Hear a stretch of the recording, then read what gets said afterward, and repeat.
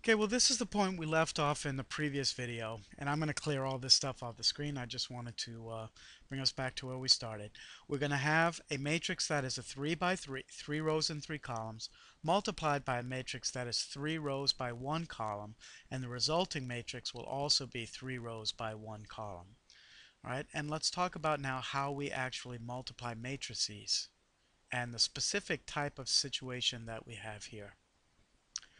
All right, among matrices, there is one special type of matrix which is called the identity matrix. And the identity matrix, just like the number 1, when we multiply, 1 is called the multiplicative identity. And the reason why it is because when we multiply 1 times any number, we get that number back. Well, the same way with the identity matrix, when we multiply an identity matrix times another matrix, we get the second matrix just as it was. Now, the identity matrix for 3 by 3s looks like that. You have a diagonal of 1s starting from the top left-hand corner to the bottom right-hand corner. That's called the identity matrix for 3 by 3. Now, if I were to multiply that times xyz, like so, I would get xyz back exactly. And so in this case, I have almost exactly the same thing, only I want a 0 in the third row, first column of the resultant matrix. So my hunch is that the matrix that I want to multiply, it looks like that.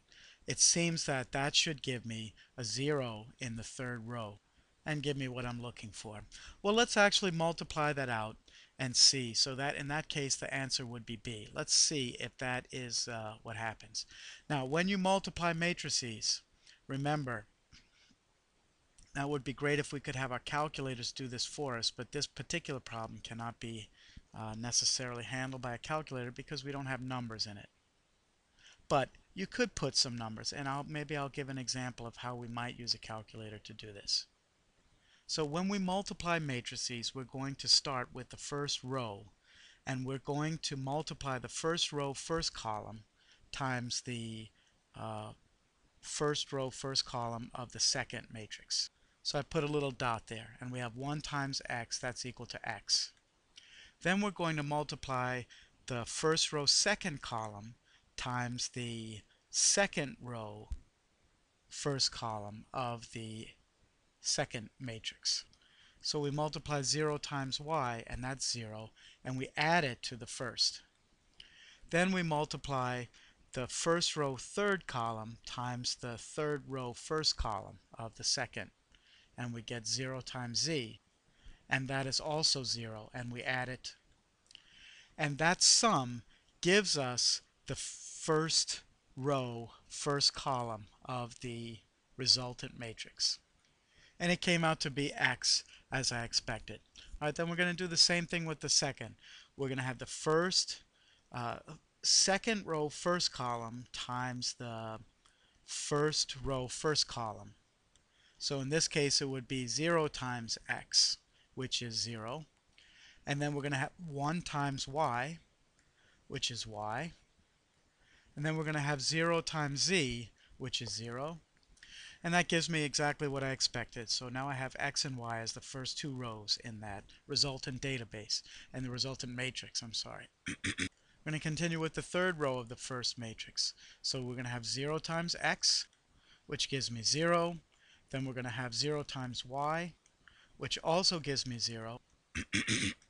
And then 0 times z, which also gives me 0. And so when I simplify each of the rows, I have x, y, and 0. And so it worked exactly as I expected it to. The other ones would give you different values based on where those ones are placed along that main diagonal, as it's called. Now what I will do is in the next video, I will show how we could have used the graphing calculator to kind of come up with the answer here. Although it would not be in this general or abstract form here, but we could use some values for x, y, and z, and we could actually come up with a pretty good guess of which one of these answers would work. And it'll also teach us something about matrix multiplication with the calculator.